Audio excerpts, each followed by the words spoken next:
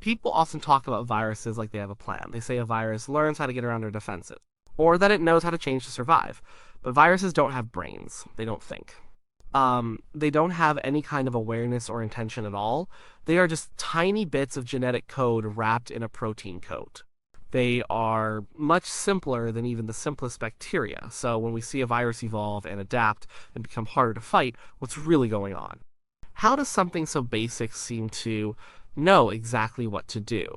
It's a really good question. And the answer is fascinating. It shows us how life, even the bits that aren't quite alive, works on a fundamental level. It's not about knowledge. It's about a blind, relentless process. A process driven by three very simple things: mistakes, lots of copies, and something called selection. Think of it like a never-ending game of chance, but with very high stakes. First, let's just make sure we're on the same page about what a virus is. And it's not a cell. It can't eat. It can't move on its own. It can't reproduce by itself. A virus is basically a tiny package. Inside that package is its instruction manual. This manual is made of genetic material, either DNA or RNA. Around that manual is a protective shell, usually made of protein. That's pretty much it. To do anything, a virus needs a host. It needs to get inside a living cell. Once it's inside, it hijacks the cell's machinery. It uses the cell's tools to read its own instruction manual. And then it uses those tools to make thousands, sometimes millions, of new copies of itself. That's how it reproduces. It's like a tiny parasite that forces a factory to churn out more parasites. Now, let's talk about the knowing part. Because it's not really knowing, it's more like stumbling into success. Imagine you're trying to copy a really long book by hand, you're just writing it out, page after page. You're going fast, you're probably going to make a few typos, right? Maybe you spell a word wrong here, or you miss a letter there. Most of the time, those typos don't matter much. The book is still readable. But every now and then, a typo might change a word, or even change the meaning of a sentence. This is exactly what happens with viruses. When a virus gets into a cell, it tells the cell to make copies of its genetic material.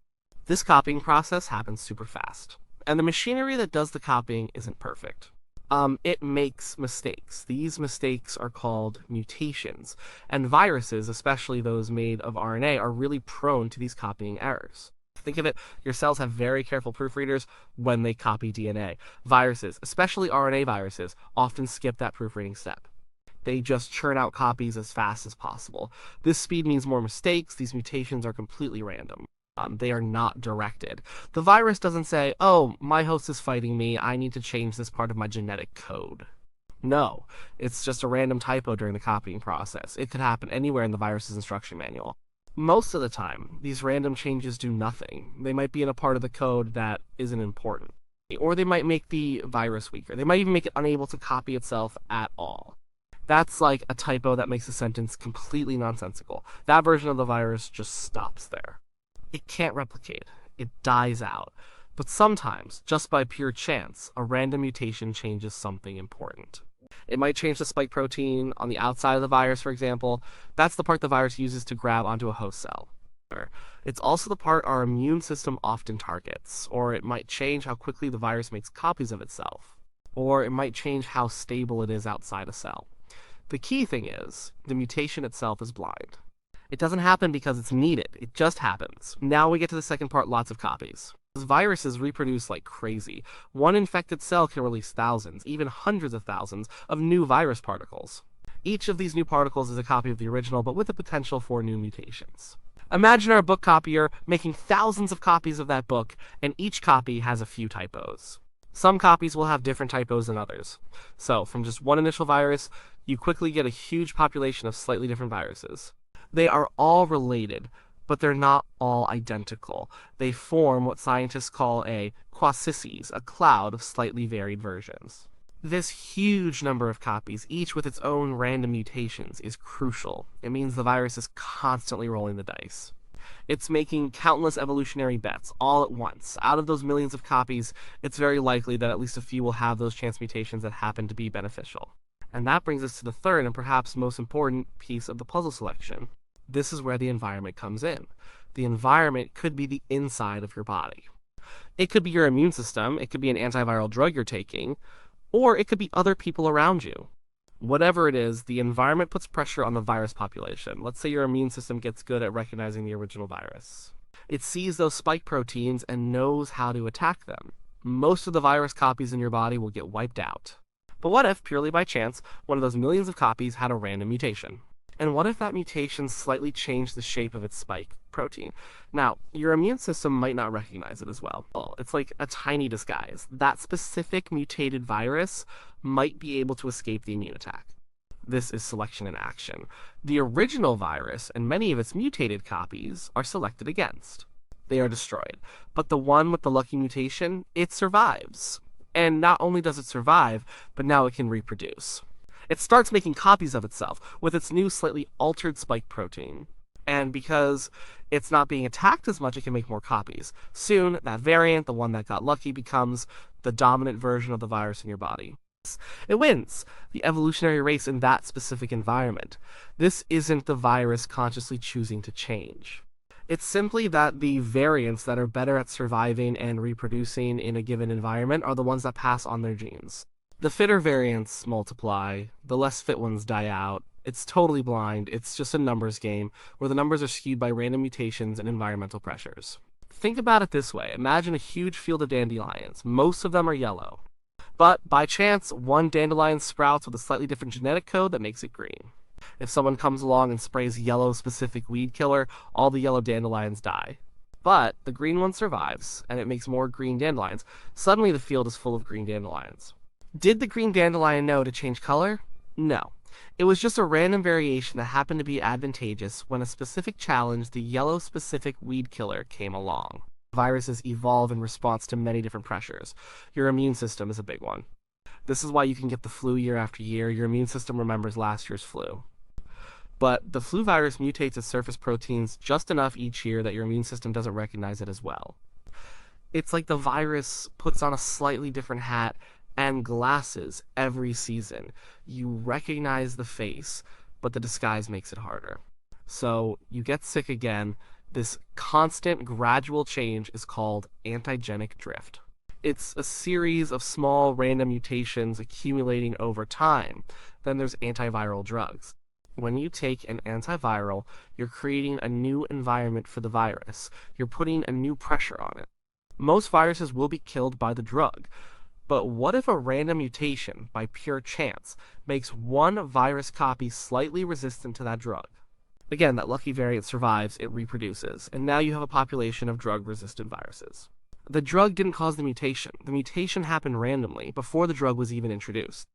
But the drug selected for that mutation. It allowed the resistant variants to thrive while killing off the non-resistant ones. This is why drug resistance is a constant problem in medicine. Bacteria and viruses don't try to become resistant, it just happens through random mutation and natural selection. Another major pressure is moving into a new host species. A virus might infect one type of animal, say bats.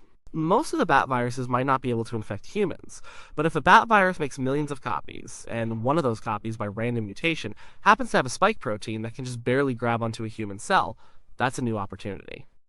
If that virus then gets passed to a human, and that human gets sick, and then it spreads to other humans, suddenly you have a new human disease. This is how many new viruses jump from animals to people. It's not the virus's plan. It's just a lucky, random mutation meeting a new host. Sometimes viruses can evolve in bigger jumps. This is often seen with influenza viruses. Flu viruses have their genetic material broken into several separate pieces. Imagine a book that's actually several small pamphlets. If two different flu viruses infect the same cell at the same time, their pamphlets can get mixed up when new viruses are being made. One new virus might end up with some pamphlets from virus A and some from virus B. This mixing and matching is called reassortment or antigenic shift. It can create a completely new virus strain that our immune systems have never seen before. This is what can lead to major pandemics like the 1918 Spanish flu. Again, it's not a conscious decision by the virus. It's just a genetic lottery that sometimes produces a winning ticket. So, when we say a virus knows how to evolve, we're really using shorthand. What we mean is that the simple blind mechanisms of mutation, replication, and selection constantly churn out new versions of the virus. And the versions that happen to be best suited to their current environment are the ones that survive and thrive. It's a powerful process because it never stops. As long as viruses are replicating, they are mutating. And as long as they are mutating, there's a chance for a new, fitter variant to emerge. This is why dealing with viruses is such a persistent challenge for humanity. We develop vaccines, and the virus drifts away from what the vaccine targets. We develop antiviral drugs, and resistant variants are selected for. We might clear a virus from one population, and a new one jumps from animals. It's a constant evolutionary arms race. Our immune systems are constantly evolving to fight pathogens, and pathogens are constantly evolving to evade our immune systems. We're both in a never-ending cycle of adaptation driven by the same fundamental principles of natural selection. Understanding this blind process is vital. It means we have to be proactive. We can't expect a virus to stay the same. We need to anticipate its changes. That's why scientists monitor viruses so closely, looking for new mutations and new variants. That's why we need to develop vaccines that can adapt quickly, or treatments that target multiple parts of the virus, making it harder for a single mutation to grant resistance. It informs everything from how we design public health strategies to how we develop new medicines. It's tempting to think of the virus as a clever adversary, planning its next move. But it's much more profound to realize it's just a relentless, unthinking machine driven by simple rules. It doesn't know how to evolve because it doesn't need to. The mechanism of evolution itself, with its random mutations and selective pressures, does all the heavy lifting. It's an elegant, if sometimes terrifying, demonstration of the power of natural selection at its most basic level. And it reminds us that even the simplest biological entities are constantly changing, adapting, and finding new ways to survive in a world that is always throwing new challenges their way. Our fight against them is a testament to this ongoing, silent, and entirely unconscious evolutionary dance.